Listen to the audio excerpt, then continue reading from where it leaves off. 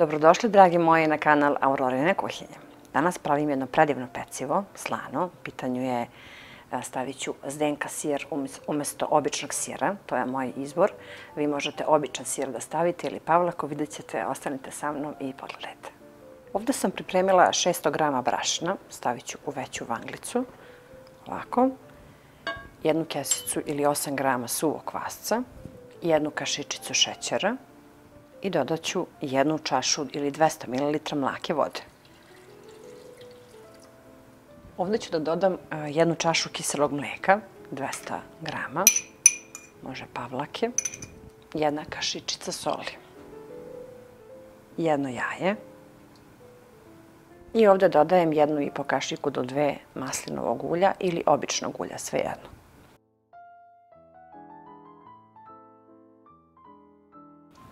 Sad ću ručno da počnem da mesim ovo testo, a pripremila sam ovdje 200 ml jogurta, pa ću postepeno da dodajem dok lijepo ne umesim testo.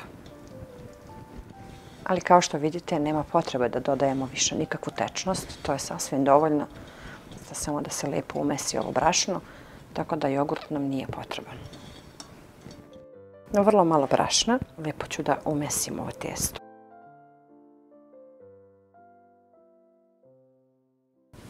Testo kako je mekano, baš tako treba i da ostane. Samo dodajemo pomalo brašna, čisto da nam se ne lepi za ruke.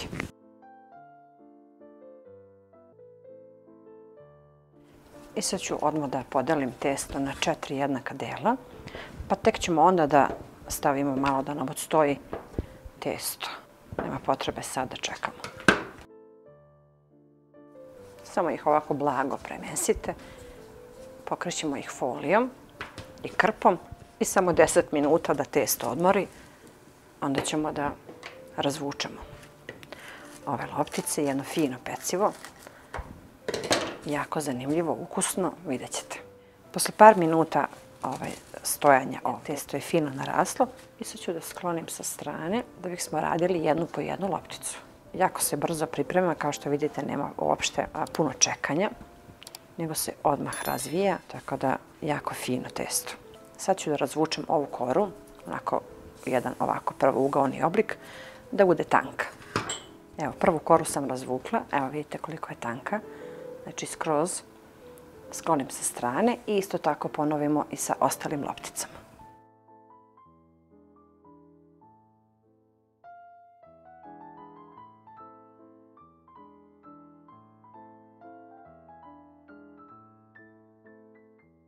Ovdje imam 150 grama putara ovako otopljenog da bude ovako kremast i svaku koru premažemo i stavljamo ove 4 kore jednu preko druge.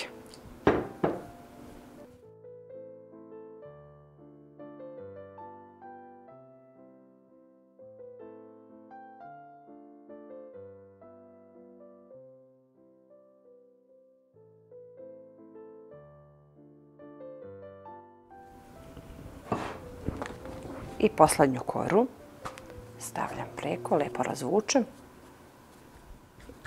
i ovako dodatno lijepo oblikujemo u nekom pravougaonom obliku, malo rastanjimo prstima. Sad ovdje možete da mažete sa filom ono što vi volite, može samo sir, može i slatko da bude, a ja želim da stavim zdenku sir, tako da ću to da iskoristim, bit će puno ukusnije i lepše.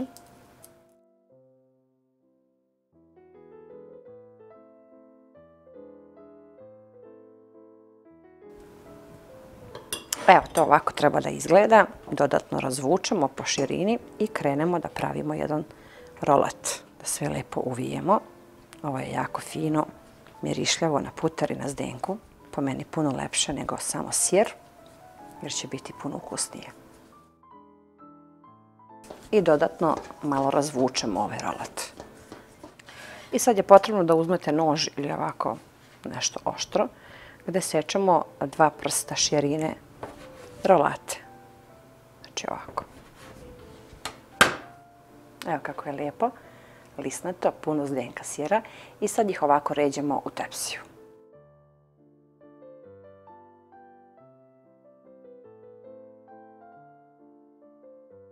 I malo ih dodatno ovako raširite ove listove I tako sve dok ne popunimo tepsiju.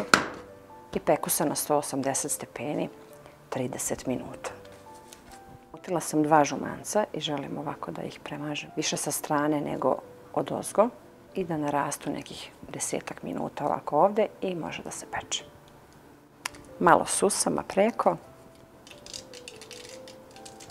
Lisnato, a tako je mekano unutra.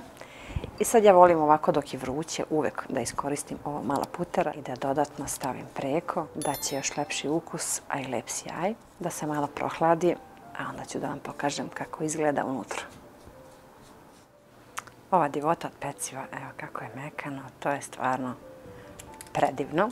A sad ćete da vidite kako se to lepo lista i kako je to fino. To je sve u listiće.